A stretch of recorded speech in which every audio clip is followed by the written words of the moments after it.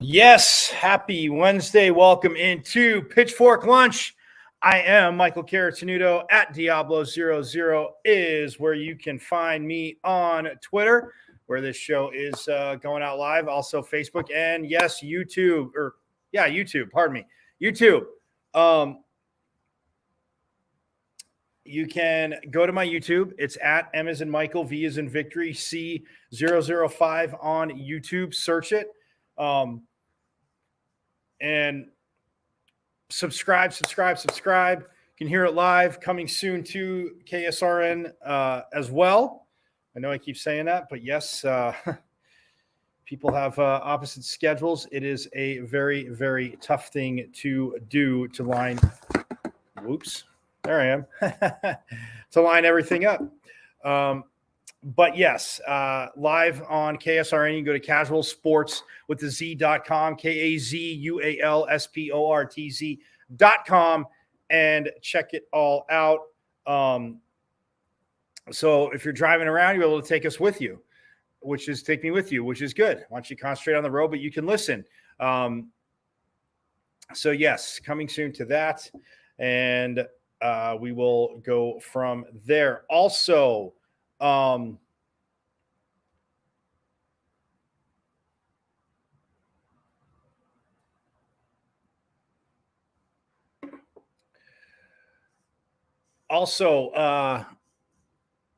after, like I said, we'll get there. We're going to start to have giveaways and stuff too. Working on that. So yes, working on things behind the scenes, but Pitchfork Lunch all around Sun Devil Nation, as you know. And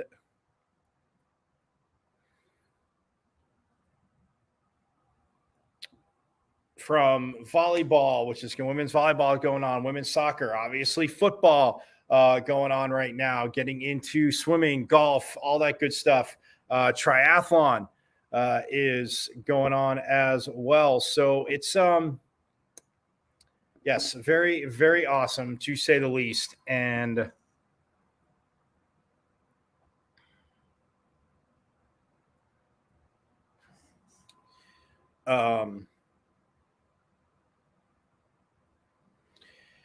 we'll have it all here. For you on Pitchfork Lunch. So once again, don't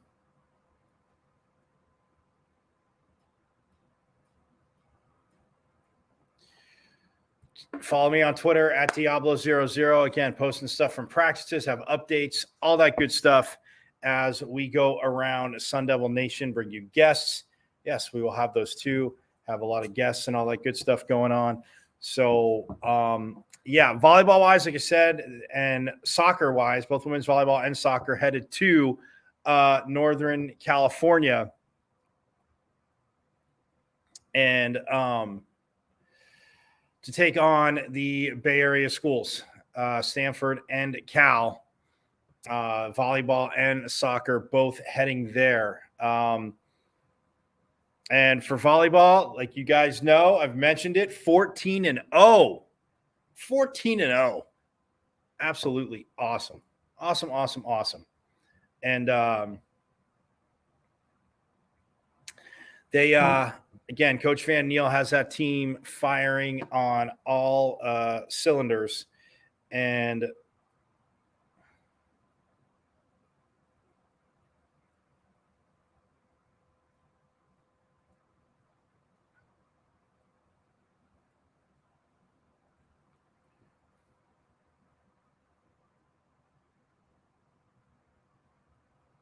so Coach Van Neal, has them rocking. And they've been road warriors, so they got to come home for 2 quick ones. As we know, their whole non-conference was on the road. But came home for 2, took care of business against the Wildcats and the Huskies. So they got the cats and dogs taken care of. Yes, I know. Low-hanging fruit, very easy. I know. That being said, look, now they're going to play number 3 Stanford. Stanford is number 3 in the country for a reason, as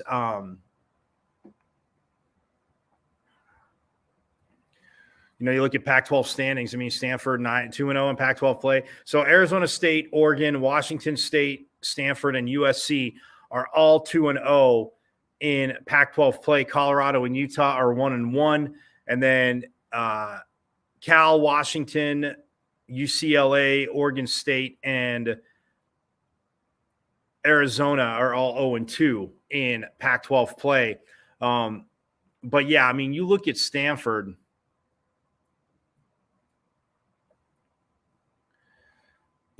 From the beginning of the season, I mean, they took on Northern Colorado State, beat them, lost to Florida, was one of their 2 losses, beat Texas in 3, beat Rice in 3, pounded Ohio State in 3, then beat Minnesota in 4, and then lost to Nebraska in 4. Again, the number 2 team in the country, and Stanford's right behind them. So they have the 2 losses there, but then they beat Louisville. They beat their rivals in Cal 3-0, and then swept Colorado as well, 3-0. And then Friday, like I said, 6 p.m., Pac-12 Insider will have Arizona State and Stanford. So, like I said, this is a Stanford team that, man, just absolutely, as we know, is very good. But throughout history, and yeah, they just keep that tradition rolling, to say the least. And it'll be a challenge. It'll be a big challenge.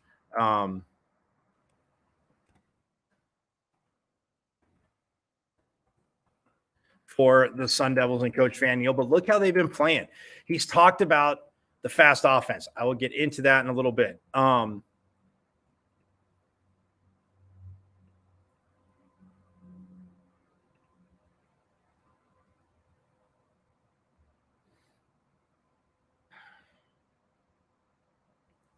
So, yeah, I mean, that's to me one of those things where, yes, it was by –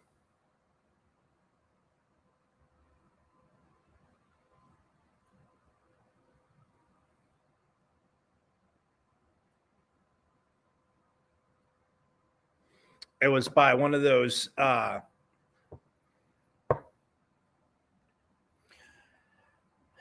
coincidences, like I said, why they had to start on the road, why all their non-conference was on the road.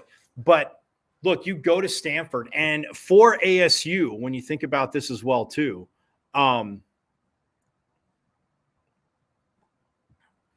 for ASU, when we look at just in recent history, what they've done, I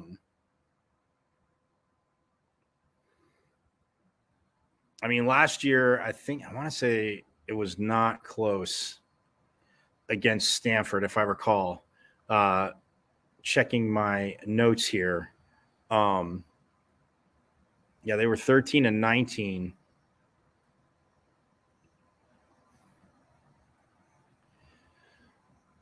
Well, they lost to Stanford. It was in 4. And then 4 both times. And Stanford was number 7 and number 8, respectively, when they took them on last year. Then when you go, let's see, because 2021 would have been the COVID year. And in the COVID year, I want to say they didn't play Stanford. Or no, they were 14-17. They did lose to number 4 Nebraska in 3. Because in 2021, they were 14-17. They lost to number 17. Oh, so they did lose to Stanford. They did play him. That was my bad. And they did play him twice. But they beat Stanford the second time on Halloween. So, a little, obviously, moon craziness going on in Tempe. They beat them in 4. So, 1-3 in their last 4 against Stanford, but with a win, like I said, back in the 2021 season. But, I mean, for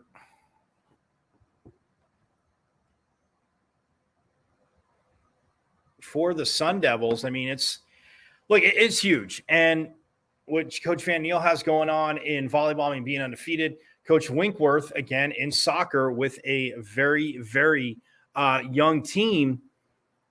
Well, a young team, like I've stated, but they're good defensively. They have returners. I mean, Nell's in goal. She's just been lights out. Like I said, in 10 games, 7 clean sheets.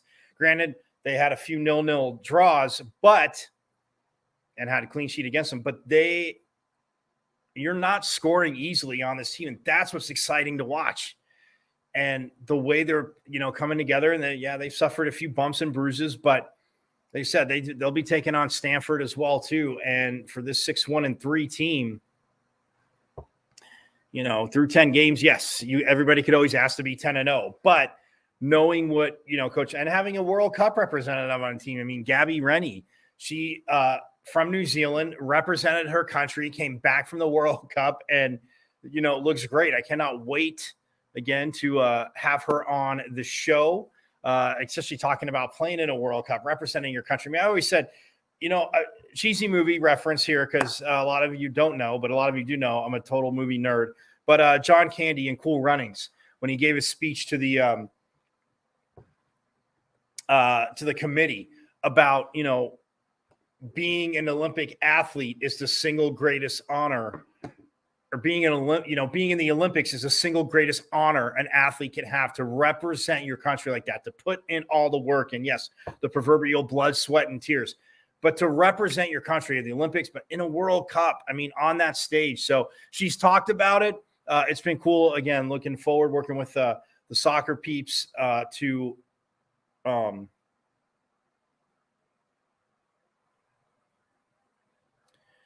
have her on Pitchfork Lunch here. But quite a few of the players, again, throughout the season, we shall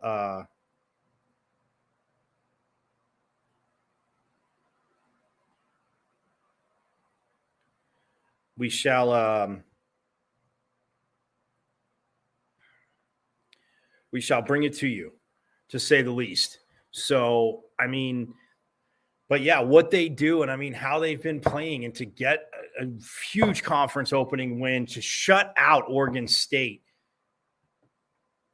that is just, again, phenomenal. And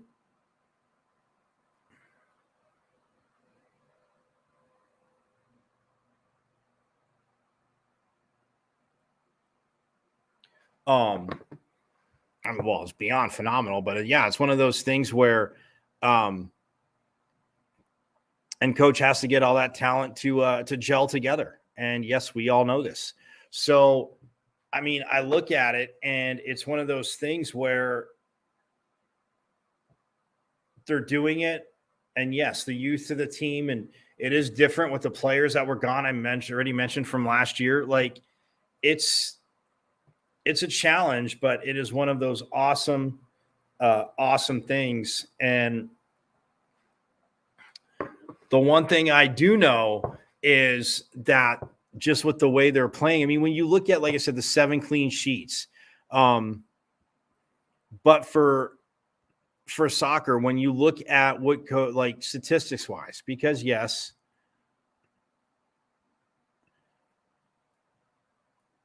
stats wise, they've got 17 goals to their opponent's 3. And when they've lost games, again, not getting blown out, being in the game, being right there, those moments when you build a season, especially in soccer, you can say in all sports, but especially in soccer, as you're building a season headed towards a tournament, like those close games, those are going to pay off for you and being in those moments. So, I mean, 17 goals to their opponent's 3.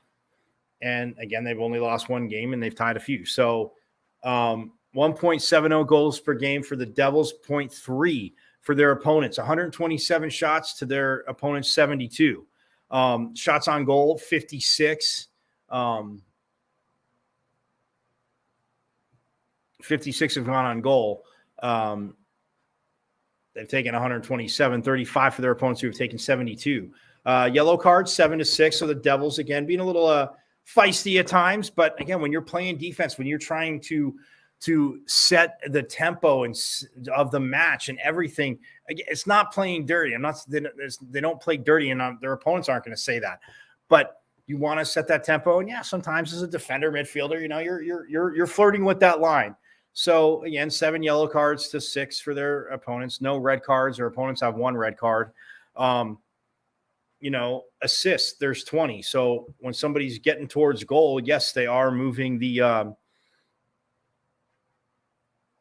ball. They're moving the ball around, but when somebody's getting towards goal, they have somebody with them. It's not just, a counterattack one-on-one break. So that is the very, very, very awesome thing to see. So, I mean, I look at it and you can't put enough on that. So 20 assists to their opponents, 32 saves. Opponents have 38. Again, they're getting more shots on goal.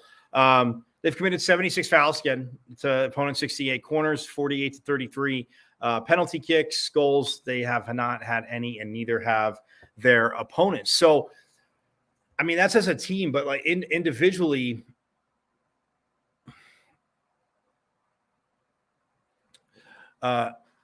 Anasia Cologne leads the team with 6 goals. Carrie Matthews has 2. Savannah Maley has 2. Matthews has 3 goals. So, yeah, Anasia Cologne with 6. And Carrie Matthews with 3. Savannah Maley with 2.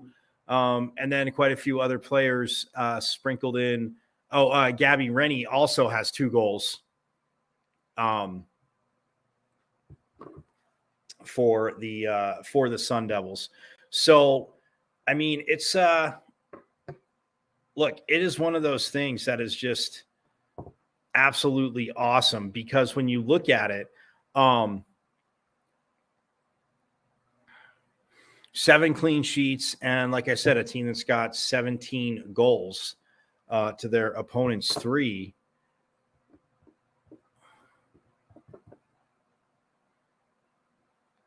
Like, that to me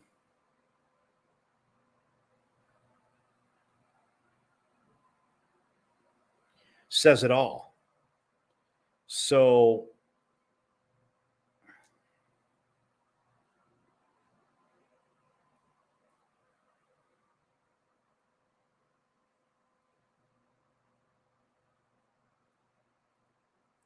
it's again, very, awesome, very interesting. I can't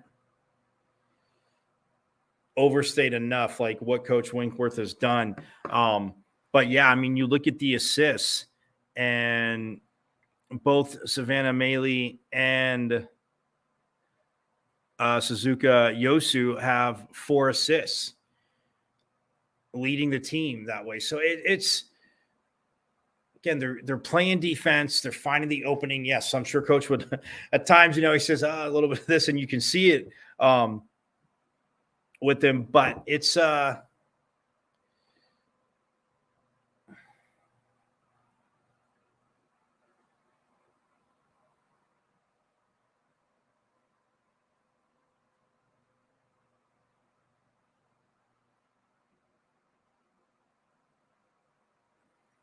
one of those things where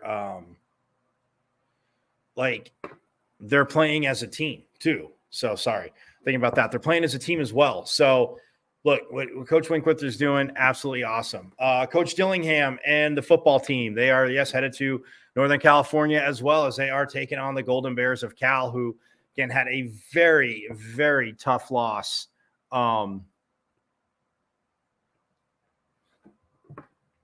Today, or Cal had a tough loss. Sorry, not today. If it was today, that'd be a real advantage for ASU. No, on Saturday to Washington. I mean, the Huskies put up 14 points alone before their offense even stepped on the field.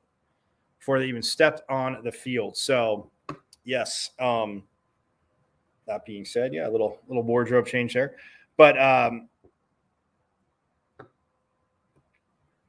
yeah, that being said, it's one of those things where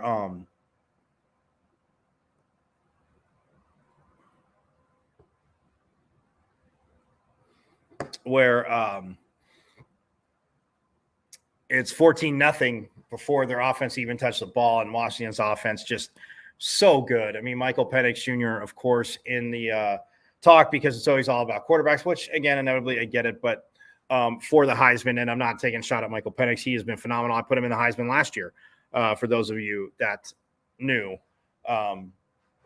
But, yeah, it was an uphill battle. Cal, again, still rotating quarterbacks as well. So, to me, that's one of the things where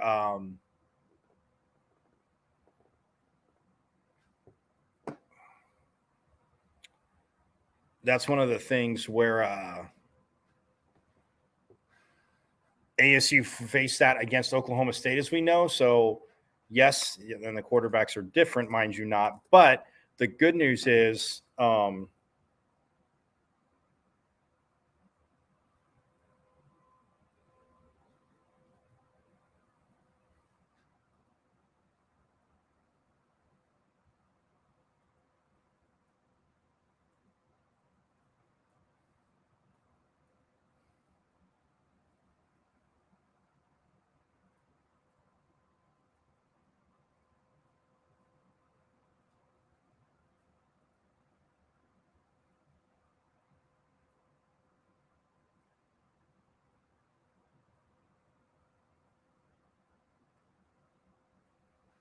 so, yeah, it's pardon me, looking at some notes, multitasking, bad habit. Anyway, but yeah, I mean, you look at what Cal's done. I mean, playing multiple quarterbacks, ASU has experience with that.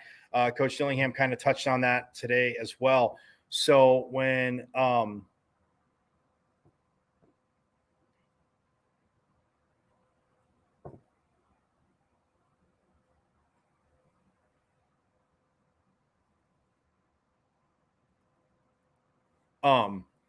when he, so, and again, his team, ASU, a mass unit, especially offensively, knock on wood, it's a few guys on defense, but they're also, again, working to where they can play. Coach Dillingham's talked about it.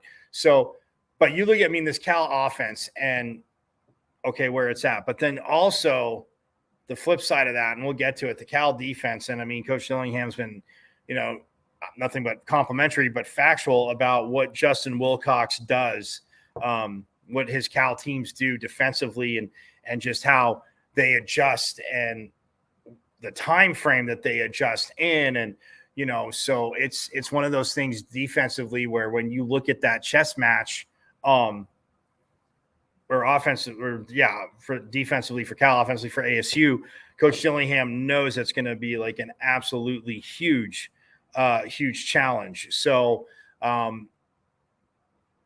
you look at it and I mean, with what, again, Cal can do, so far through 3 games, yes, they gave up a lot of points to Washington, but they held Auburn to 14 points. They were leading that game. They were in that game for a very, very obviously long time, was Cal, against, SEC school, almighty Auburn.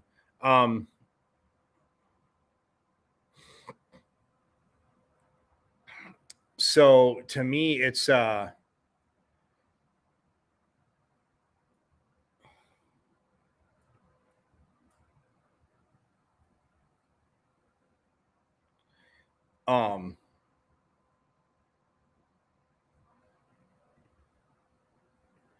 you look at the Pac-12 right now, SC is 4-0. Well, USC, Oregon, Utah, Washington, and Washington State, all 4-0. Yes. In conference play, SC's 2-0. Because again, they already played Stanford during non-conference time because, like I've told you guys, they all play Notre Dame. But Oregon, Utah, Washington, Washington State, and Arizona, who held on to beat Stanford, are all 1-0. And then Colorado, Oregon State, UCLA, Cal, ASU are all 0-1. Stanford, of course, 0-2. Like I said, and Stanford 1-3 overall, as is Arizona State. Cal's 2-2. And when you look at the Golden Bears schedule, yes, they beat North Texas 58-21. They lost to Auburn 14-10. And like I said, they were in that game the whole time. And Auburn, struggling there in Berkeley. But Cal caused that. Their defense is what Coach Dillingham's talking about, their defense. They beat Idaho 31-17. Hold on, we get the victory there. And then lost 59-32 to Washington. So they did give 59 points to a very, very good Washington team. And like I said, the defense got a pick 6. And then on Cal's next possession, they go 3 and out and punt. And Rome Odunze returns the punt for a touchdown. So before a phenomenal offense and quarterback even touched the ball, Cal spotted Washington 14 points. So it was definitely all, you could say it was definitely all downhill from there for Cal, because Washington, again, able to score, and they win at 59-32. And then at noon this week, they will be taking on ASU. So, ASU practices early. So Coach Dillingham mentioned that, and he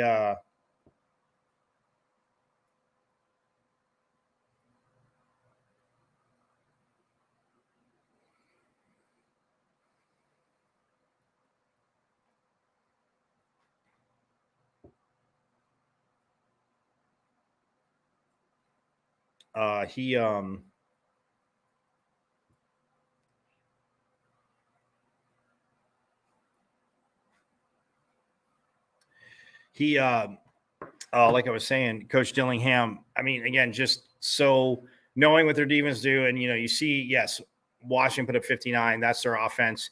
You look at what they ran. Can you implement things, as all coaches look within their scheme and what they do, plays similar to what was successful for Washington offensively. But yeah, you get a pick 6 and you get a return punt for a touchdown, which, Melquan Stovall could do returning punts for the Sun Devils.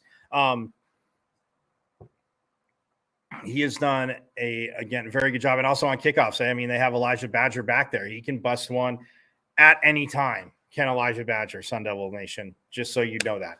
But yeah, it'll be, again, Cal's, they got their butts kicked. ASU, hung with USC, and we'll hear from Coach Ford later today. And even Coach Dillingham mentioned it, and we'll hear from him too. It was a few plays, and yeah, people can say they're not making excuses. They're just pointing out like a few plays that made total difference in the game.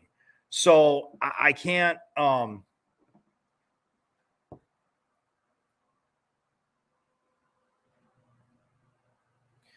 I can't sit here and tell you that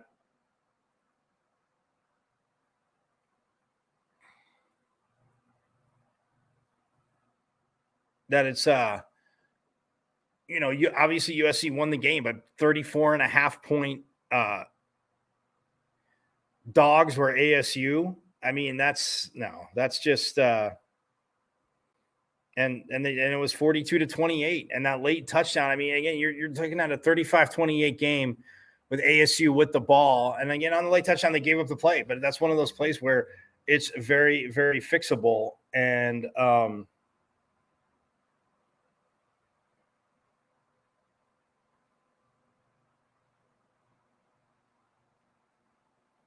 it's very fixable for ASU.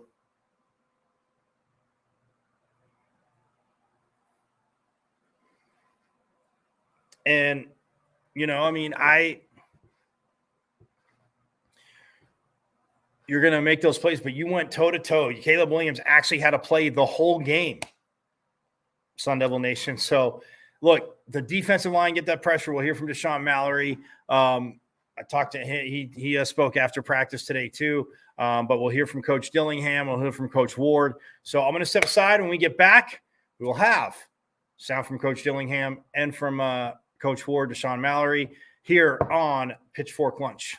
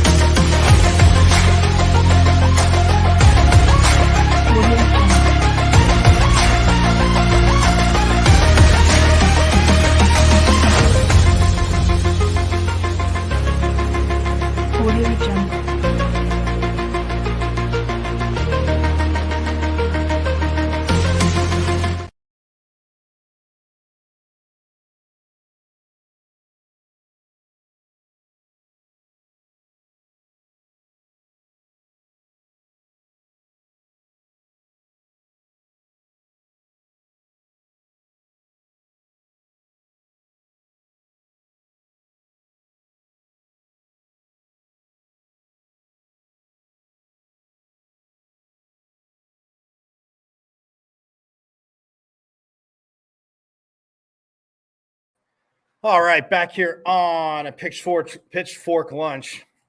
Can't even say my own show's name. I am Michael Garantino at Diablo00 on Twitter. Please subscribe to my YouTube. It's at M as in Michael, V as in Victory, C005 on YouTube. And you can subscribe. They go out live. They'll be up. You can go back and watch if you missed, because again, interview-wise, again, we talked to volleyball. I've had quite a lot of interviews. We had JJ Van Niel on, the head coach. We had Roberta Habello. We've had Mary Schroll from the volleyball team. Also had Tim Healy, the voice of the Sun Devils, on. Chris Cartman from Sun Devil Source, your Sun Devil, our Sun Devil insider. And more to come. Like I said, a lot more to come. And you can enjoy it all here. Like I said, soon to come on KSRN, the Casual Sports Radio Network. You can go to casualsports with a Z.com. Again, KAZUALSPORTZ.com. And then you can download the app. It's on there. I'll be coming to you from there on there. So yes, we are going to be rocking and rolling with that. And you'll be able to take me with you anywhere you go because you can download the app. You're driving, you can drive safe, but you can listen in the car. So again, many ways to check out the show live and all that good stuff.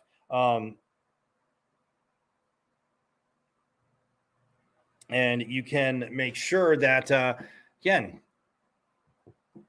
I'll be bringing you different, like I said, we'll have women's soccer, we'll have swimming, men's and women's swimming, basketball, again, going out to actually to men's basketball today, women's basketball. We'll have Coach Adair on, like we're going to land these. We're going to get these. We're going to bring you around, Sun Devil Nation, and yes, talk about their teams, but I mean, their journeys, fun stuff as well too. But yes, focusing on a season, and for like these teams is the last year in the Pac-12 as we all know it. Although I did see some funny signs from the Washington State Oregon State game, which Washington State, of course, their second half woes continue, but they managed to hold on. Oregon State came charging, but they won 38-35. But it said well, there was one time it had the Pac-12 symbol, but it said the Pac-2, and then it said welcome to the first ever Pac-2 championship.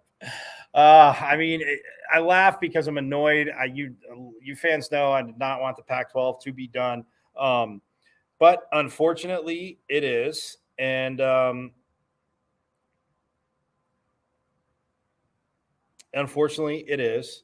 And we have to deal with it in life as we know. But it's just insane how, especially in football, like I said, quarterback-wise, you have my Twitter handle. You can find me. I'm easy to find. Top to bottom, best quarterback conference in the country, like top to bottom. Not comparing talents of, a quarterback in this conference or one or two here. Top to bottom, the deepest and best quarterback conference in the country. This season. So you notice how I focus on one season. I don't have to I'm not throwing in the kitchen sink of any last season, next season, projections for next season, last 5 seasons, whatever. This season.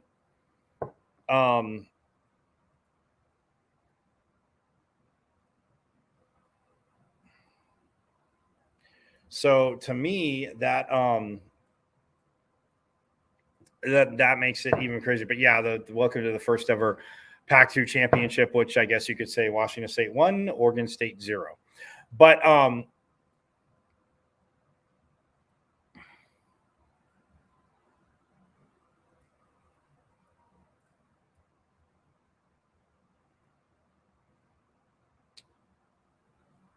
yeah, it's one of those things where looking at the Pac-12, but yeah, football wise, I mean, it is just whew.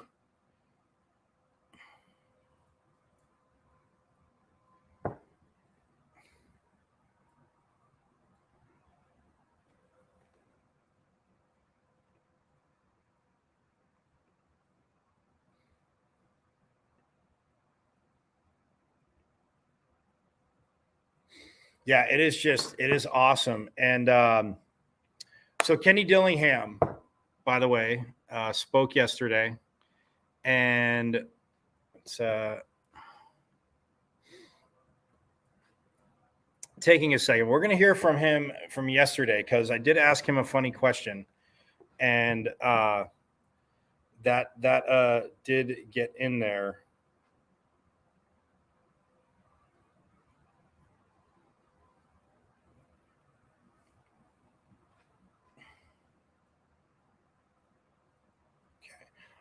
That did get in there. So yes, I am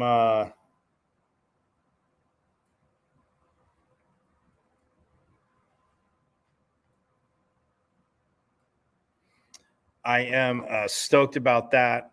And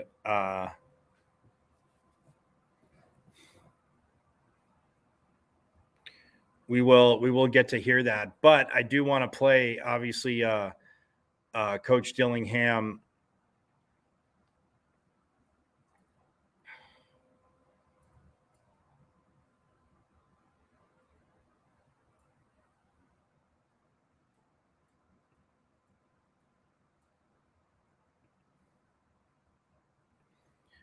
from yesterday. So without further ado, here is Coach Dillingham from yesterday. Hey, Coach, just having Trenton back out on the field today, how important was that for you? Awesome, great leader, super smart guy, so it's really good to have him back. Obviously, Drew Pine's going to be out this week. I'll just get that out the bag. He's been dealing with two really, pretty extreme things that he's tried to battle back from, and he's got a third one now. So he's out for the near future. Are you your quarterback depth chart has changed like every week now for 4 or 5 weeks. It's hard to get continuity. Yeah, but nobody cares. So find a way. But you're going on the road for the first time. That presents sometimes can be problems with guys traveling and all that stuff. How are you dealing with that this week? Yeah, it's football. The main thing's the main thing. Stay focused on the football. Don't get distracted by the traveling. You're on a play, cool. Had a kid who said he wanted to see the Golden Gate Bridge, cool. I'll show you a photo in the team meeting, right? So all that stuff, it doesn't matter, right? Let's just go play the game of football, and it'll be the same process. We do a little bit of tweaks because it's a morning game, but other than that, they just have less time on a Friday here in town. They have to travel, and then it's as usual. Can you just talk about the adjustments that you've had to make from a week-to-week basis and how maybe that's different as a head coach versus your prior roles? Yeah, I would say, when I was a coordinator, all I thought about was how many reps could I get and how could I make sure that I covered everything. And now it's like, okay, whose bodies as a team are wearing down? How do I manage or limit reps in order to stay fresh for game day? And that was one thing that was a positive that I told the guys in the game is we had the majority of our team, over 75% of our skill players, hit 90% of their top speeds, which that's the goal, is to hit those on game day. And that sounds like, oh, that should always happen, right? It actually very rarely happens. But it's a testament to our strength staff, testament to our to Jerry, in terms of just keeping our guys ready and physically in a good position to perform on Saturday. What about when you're much more involved in the offense, the possibility for blind spots in other areas? How do you handle that? Yeah, stay up later. That's it. How about injuries this week? How you doing other than Drew Pine? We're pretty status quo to last week. Got a few guys that were limited last week or that were ruled out that may be able to come back, but too early to tell right now. Noon game too. That's a little bit different than what you've done so far. A little bit different. I'm excited because that's when we practice. So that's an adjustment for me, is all these late games and us practicing in the mornings and playing 7:30 kickoffs. That's something that I've already thought about and took notes on is that the best way for us to practice based off of our kickoff times? And if our kickoff times don't change, is that something that we need to tweak as a staff? And I need to tweak, being here in a place that gets more night games because of the heat and not as many day games. So I'm putting all those in a notebook, and we'll reassess all that after the season to see if there's a better way to win football games. Where is Trenton? I mean, obviously him being out last week and not practicing and now coming back this week, where is he in regard to where he was before he got hurt? Yeah, I would say full strength. I mean, not 95% to full strength. He looks great out there today. His arm looks fresh, to be honest. So maybe that time off, that last week not throwing, really rested his body, rested his arm, because his arm looks fresh. Coach, two teams battling for their first Pac-12 win. How tough do you anticipate this one? Oh, it's a tough one. I mean, if you look at, and I said this in my presser yesterday, the history of a Coach Wilcox coach team, they're in every game. Every game they're in. They play games. They always adjust. This is the ultimate chess match when you play this guy. And it's not a guessing match. They don't guess on defense. They make calculated jabs all game. And that's why they do such a good job. That's why he's the head coach there, is because he does such a good job on defense. And offensively, they're aggressive and they attack. So we got to limit the explosiveness. So this is a great challenge for us. I believe we're 13-point underdogs. So we got to go, play to the best of our ability. Coach, the offensive success against USC, have you seen that carry over into practice so far this week? Yeah, I don't want to sound wrong, but I don't want to use the word success. The offense's ability to be better, not to be confused with good. We were not good. We were better. I hope that continues. I hope we continue to get better. But I would not rule that as success. That's not how I would define a successful offensive performance. I would define that as a better offensive performance, and but nowhere to be confused with what I believe is a good offensive performance. On the flip side of the ball. So that was the first part. You hear him talking about in that last question, success, but I mean, just, the injury, unfortunately, to Drew Pine, who was dealt with a hamstring. And then coach said he had, 2 more things and then needed to disclose. That's fine. But just the frustrating part to that. But yeah, he said, the offense getting better, and it's tough. The consistency. You always talk about, people say, oh, quarterbacks and football's quarterback driven. And yes, I understand it. But if you don't have that offensive line, if the offensive line is nowhere to be found, I'm not saying nowhere to be found at ASU season, but you have that kind of injury, you're moving guys. And yes, they had guys in the spring, in fall camp, working multiple positions, and not just, I talked to Coach, Saga Tuitele, which prayers to him. Hope he keeps getting better. You'll hear that in Coach Dillingham's second part of the interview. Just wanted to jump in here real quick. But, and they were working guys at different spots, and they're not just, kind of just filling in, but guys that can play multiple spots. I mean, Joey Ramos finally has that, club off his hand. Well, I shouldn't say club, soft cast off his hand. And, when you look at it,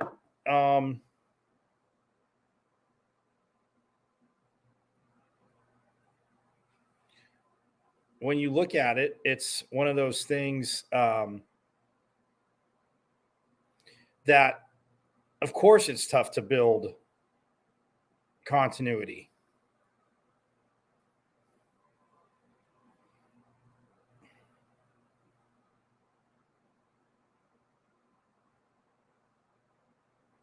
Yeah, of course, it's tough to build that continuity.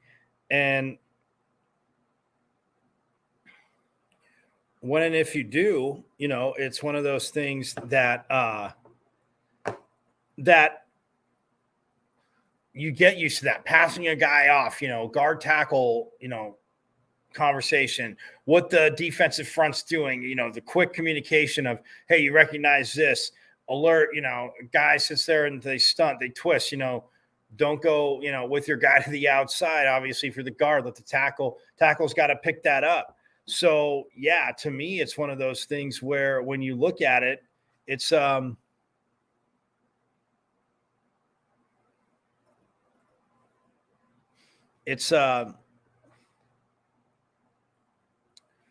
of those things where that's the toughest part. You talk about chemistry and understanding where somebody wants to be. So, and Coach Dillingham talking about what Coach Wilcox does right there. And then defensively what they do, but then the offense, like, can they have that success? Can they keep, getting better and have it lead to success?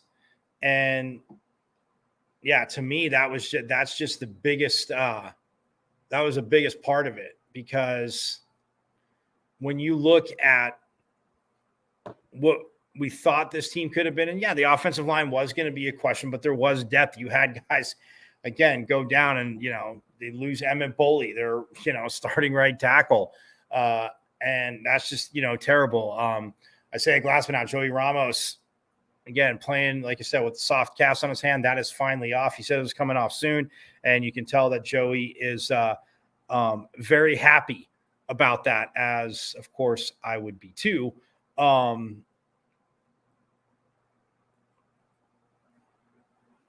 But it's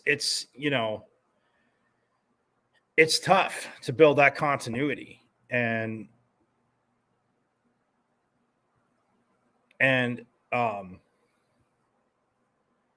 it's for Joey, the fact that he's out there. I mean, Coach, he mentions it, guys that are able to play, and not just play to, be out there, but contribute and play well. And it's exciting to see, to say the least. And,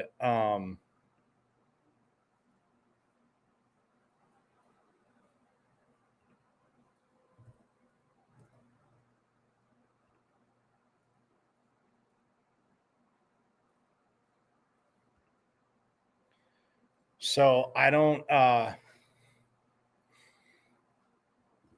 yeah, I don't I don't look at it as, and coaching me, look at it again. You got to have guys out there that are going to perform. Understandable. Completely understandable. And that's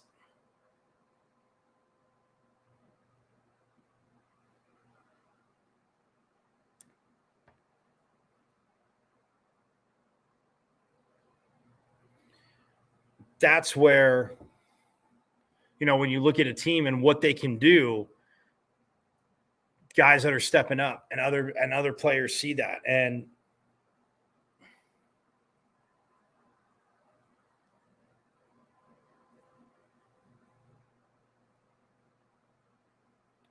that's what's been the biggest challenge.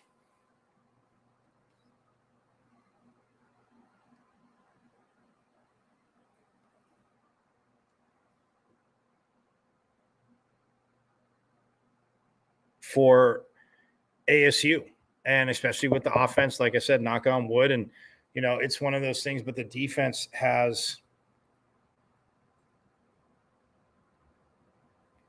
definitely stepped up. And when you look at this, I mean, again, it's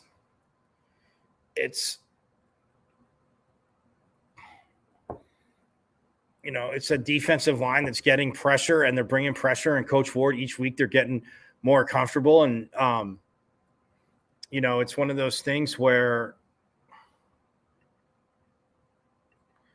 Coach Ward kind of talked about that today too. And before we get back to Coach Dillingham,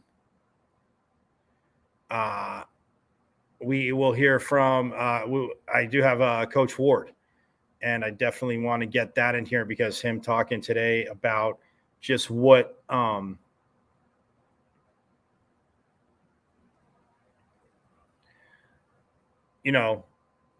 facing multiple quarterbacks. We talked about that, but and just what the defense has to do. So yes, without further ado, here is defensive coordinator Brian Ward. You're facing a team that's really not settled on quarterback. How different are they from Oklahoma State and Stanford? Well, the one quarterback, number 10, he's really similar to Oklahoma State, except he's more of a gunslinger. I mean, he's really gonna take his shots down the field. He's looking to make the big play, and you can see he's made some big plays this year. And then he's also turned the ball over some. He's just trying to make those big plays and trying to move the offense. And it's worked really well for him in some games. He scored 50-some points in the first game, and then other games, against better opponents, it's been feast or famine. Number 5, he's electric with the ball in his hands. He can run. He creates things. He's more of a creator. He really has a strong arm. He's also a little bit of a gunslinger. I think he takes care of the ball maybe a little bit better, but in terms of he's not as efficient in terms of the passing game. They really do try to mold the offense around both quarterbacks. Coach, how do you feel? I mean, you're saying being a gunslinger, I mean, the secondary obviously want to do their jobs, but do you feel that they're pressing more to get that interception? No, it's funny you asked that. I mean, it's maybe. I mean, we've dropped some. You know what I mean? We've had some. In each of the first 4 weeks that we just weren't able to come up with. But again, I just I keep saying it every week. I think the more our guys become comfortable in our system and doing the same things and preparing the way we do each week, we're not trying to reinvent the wheel each week. And that extra half step that we get with the familiarity of doing what we do week in, week out, day in, day out, and just really trying to really focus on those fundamentals is going to lead to more takeaways as we move forward. And how do you feel that they've, within the scheme, as a secondary, have settled in and, not getting out of position, communicating well? How do you feel that's grown from, week 1 till now? Well, like I said, last week was really kind of a litmus test to see, where we were at. And there were times that we did a great job keeping the ball in front of us, and we were opportunistic in playing certain situations. But just being familiar with with that offense and USC from last year, they had 2 weeks to prepare for us, and they broke a lot of tendencies. And And there's probably three things in that game where, you know, they came in with completely different looks, and, you know, we didn't get into the right check or the right look, and it led to touchdowns. And you know, credit to their staff, and really that's the game. It's really cat and mouse. So it was a litmus test in terms of, you know, how we can play and who we can play with, and where we're at. And I think it was a real grade in terms of where we were at. I think, you know, we're at the point where we're gonna make a lot of plays, and we're gonna make situational plays, but there's also going to be times where, okay, we're going to play this different, or I'm going to react in a you know, in a different way, and it's including me as well. Anything else? And you heard him right there again. The defense, you know, how are they going to react? What can they do? And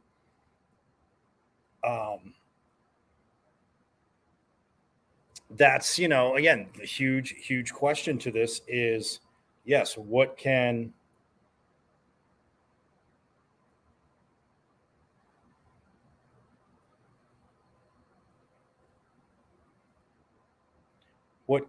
they do? And but the defense lining and getting things done, playing your position, you know, not pressing, and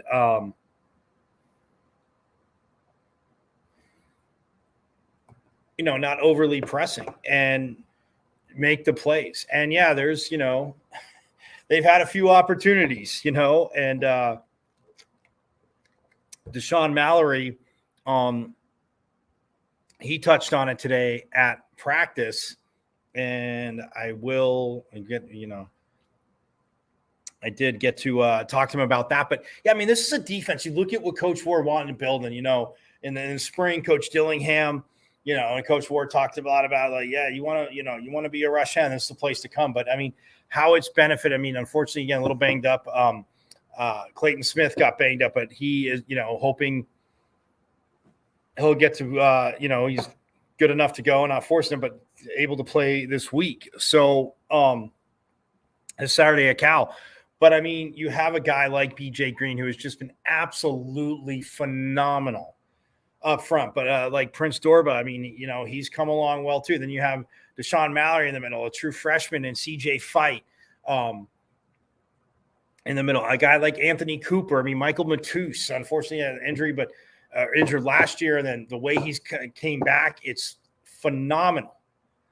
It's just absolutely phenomenal. And so that's, you know, one thing and looking forward to. And, you know, you can't help but not think that the D-line keeps this up and they're able to get pressure, and they're able to, you know, not even just get the quarterback off a spot. You always hear Coach Ward talking about that, and even Coach Dillingham, but getting the quarterback off the spot, but rushing the throw a little bit more. Secondary not having to cover as long. Not saying that they can't, but we all know it's an added bonus. And if the line can get there, get the quarterback again off his spot, time a little off, has to move, and then, you know, you're trying to fit the ball into a window, and there it is. So it's the chess match, the challenge. But yeah, that D line, I mean, just up front with what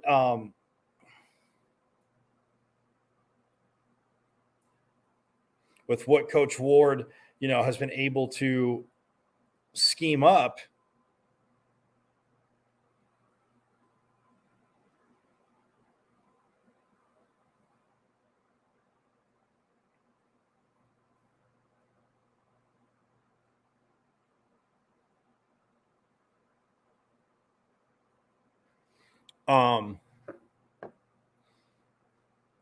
With what he's been able to scheme up, I mean, that's been one of those things where, man, you look at it and you're just like, oh, this is absolutely awesome.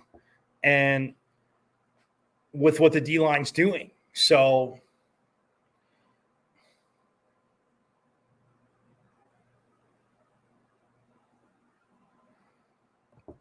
that's what, again, is something to look forward to. But all right, well, a little bit of trouble with the sound. But so that being said, though, look, I mean, offensively, ASU we'll get to a little more tomorrow. But defensively, this team get more pressure, get that pressure on the quarterback they've been getting. Give the again, secondary chance to make plays because they've been close. They've been close. But yeah, I'll bring you Deshaun Mallory tomorrow, and then we'll go from there. But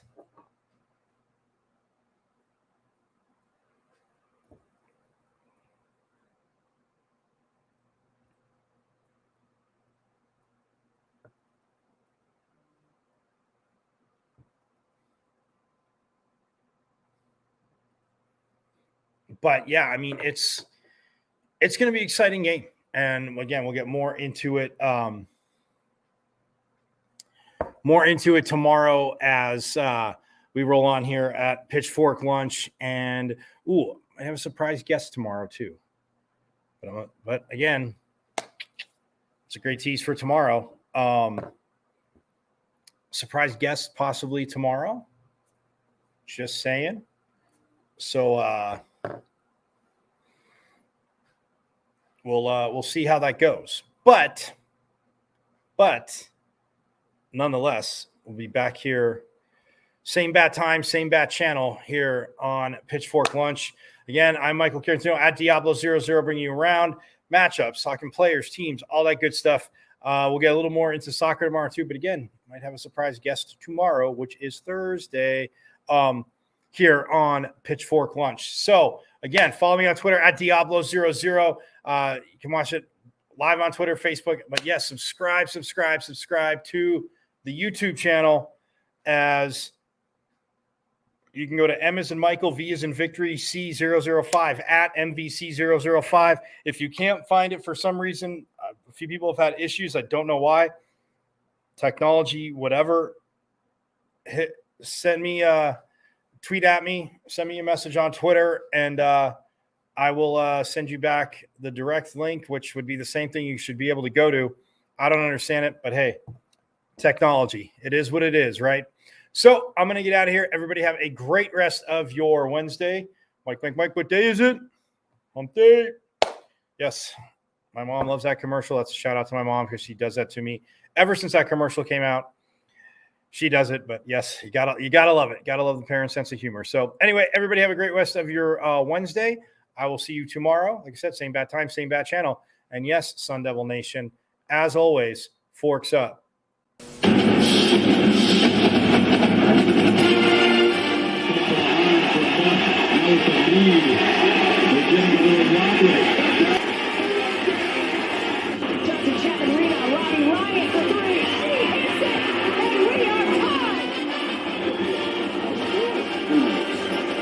Cherry's three. Johnny Walker matching up against control. His shot. Real score, they score. They tie the game up 2-2. Some drives out for Robbie Ryan. Her three right on the money. This is Taya Hansen for three. Other side of the rim with a pretty reverse. Wow.